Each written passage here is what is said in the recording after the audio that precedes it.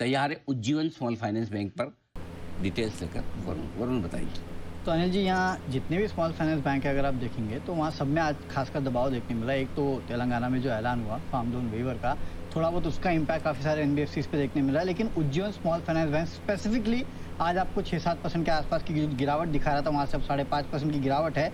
वो इसलिए है क्योंकि इन्होंने अपने FY25 का गाइडेंस जो है उसको घटा दिया है। ग्रॉस लोन ग्रोथ जो है इसका गाइडेंस 25% से घटा के 20% किया है।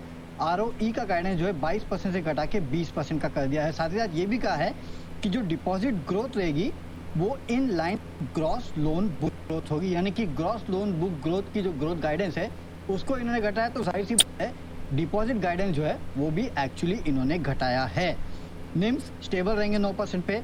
क्रेडिट कॉस्ट बढ़ेगा इनका कहना है, पहले इन्होंने कहा था 1.4 से 1.5% रहेगा, अब इनका कहना है कि 1.7% के आसपास रहने वाला है। तो चौतरफा अगर आप देखेंगे तो कंपनी के हालात ठीक नजर नहीं आ रहे हैं, और ये हालात ठीक नहीं नजर आने का कारण है इस कंपनी की माइक्रो फाइनेंस बुक। अगर आप देखेंगे तो इन्होंने कहा है कि माइक्रो फाइनेंस बुक जो है उसमें रिस्क है, खासकर गुजरात, राजस्थान, केरला, पंजाब और हरियाणा की जो माइक्रो फाइनेंस बुक है वहाँ पे थोड़ी दिक्कतें जो है वो आ रही हैं, और इसके लिए इन्होंने अपना गाइडेंस जो है उसको घटाया है। नो डाउट इन्होंने कहा कि हमारी जो सिक्योर्ड बुक है यानी कि जो गोल्ड लोन बुक है उसको ये बढ़ाएंगे, वहाँ पे नंबर ऑफ ब्रांचेस जो है 441 तक लेके जाएंगे। अफोर्डेबल हाउसिंग जो है उसमें करीब 40% के आसपास की बढ़त ये देखेंगे, ये सब इन्होंने कहा है। लेकिन जो माइक्रो फाइनेंस बुक है दिक्कतें वहाँ है, और ब्रोकरेजेस का कहना है कि इस कंपनी के ओवरऑल लोन बुक में अगर आप देखेंगे तो 70% के आसपास तो माइक्रो फाइनेंस बुक है, और इसी की अर्निंग्स इन्होंने अगर कम की है तो इसके चलते ब्रोकरेज हाउसेस ने भी अपने अर्निंग्स एस्टिमेट को घटा दिया है।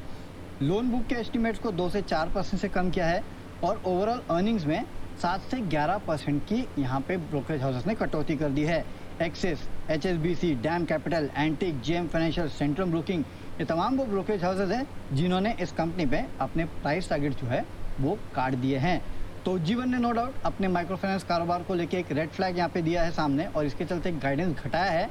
इसके अलावा जो तेलंगाना का ऐलान हुआ और उज्जीवन का जो इन्होंने अपना गाइडेंस घटाया, जाहिर सी बात है इसके चलते बाकी माइक्रो फाइनेंस कंपनी जो है वो भी कहीं ना कहीं रडार पे आ जाएगी। अब देखना होगा कि आगे जाके जब बाकी माइक्रो फाइनेंस कंपनी अपना गाइडेंस देती है तो वो घटाती है कि नहीं, क्योंकि ये समझ में आ रहा है कि एक पेन पॉइंट है। अब एक बार उज्जीवन के चार्ट पर भी राय ले लेते हैं इस समय ट्रेड में किस तरह का परफॉर्मेंस कर रहा है, क्यों देखना जरूरी है। एक बार जैसे इसके चार्ट पर राय लेते हैं, जैसे जरा देखेंगे उज्जीवन स्मॉल फाइनेंस बैंक का चार्ट और बताएंगे इसके लिए important levels.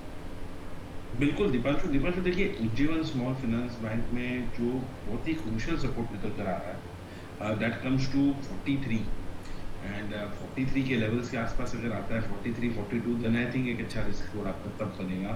As of now एक करेक्शन मोड में है, मोमेंटम वीक है, and low tops low bottom formation भी है काफ़ी समय से। तो मुझे ऐसा लग रहा है कि 42, 43 के आसपास आता है, then it can be reviewed to create any buy और लॉन्ग पोजीशन। तब तक आई थिंक अवॉइड करें। 50 के ऊपर यदि अगर जाता है यहीं से prior to coming to 42, 43 range, then आप एक रिवर्सल मान सकते हैं।